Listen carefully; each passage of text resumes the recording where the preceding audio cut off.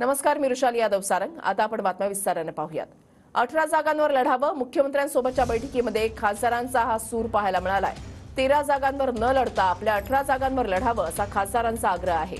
18 जागांवर आपण ठाम राहू अशी काही खासदारांची भूमिका आहे। एकनाथ शिंदेंसोबत शिवसेना खासदारांची बैठक झाली आणि यावेळेला खासदारांचा सूर पाहायला मिळाला।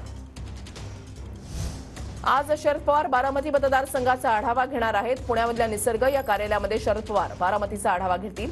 सुप्रिया सुळेंसाठी शरद पवार हे मैदानामध्ये उतरलेले आहेत आणि सकाळी 10 वाजता या बैठकीचं आयोजन करण्यात आलंय। सुप्रिया सुळेंसाठी आता शरद पवार हे मैदानामध्ये उतरल्याचं पाहायला मिळतंय। आज सकाळी 10 वाजता महत्त्वपूर्ण बैठकीचं आयोजन करण्यात आलेलं आहे। योगेश बोरसे आमचे प्रतिनिधी या संदर्भातली अधिक माहिती देतील। थेट जाऊयात योगेश यांच्याकडे। योगेश,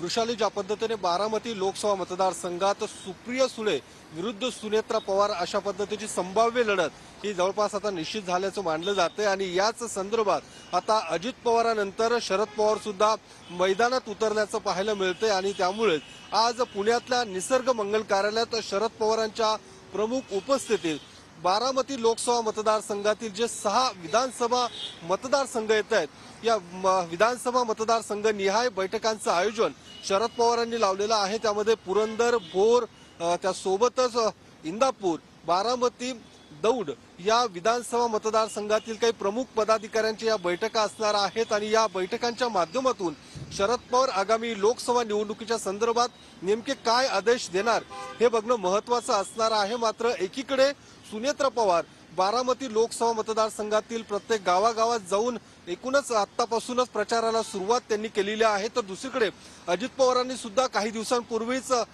भोर, वेल्हा, मुळशी या 3 ठिकाणी जाहीर मेळावे घेतले होते। त्यासोबतच दौंडमध्ये सुद्धा काही दिवसांपूर्वीच शरद पवारांचा शेतकरी मेळावा हा पार पडलेला आहे आणि आता स्वतः शरद पवार सुद्धा बारामती लोकसभा मतदारसंघाच्या मैदानात उतरल्याचं आपल्याला पाहायला मिळतं आणि त्यामुळेच आजच्या या बैठकांचं आयोजन करण्यात आलेलं आहे आणि एकूणच ज्या पद्धतीने ही लढत आता सुप्रिया सुळे विरुद्ध सुनेत्रा पवार अशी एकूणच स्पष्ट झाल्याचं पाहायला मिळतं। कारण काल सुद्धा सुप्रिया सुळेंनी एका कार्यक्रमात भाषणादरम्यान सुनेत्रा पवार आणि अजित पवारांवरती नाव न घेता टीका केल्याचं आपल्याला पाहायला मिळते। त्यामुळे यापुढच्या काळात ह्या लढतीकडे अधिकच राज्याचं नव्हे तर देशाचं लक्ष लागणार हे बघणं महत्त्वाचं असणार आहे। धन्यवाद योगेश दिलेल्या सविस्तर माहितीसाठी।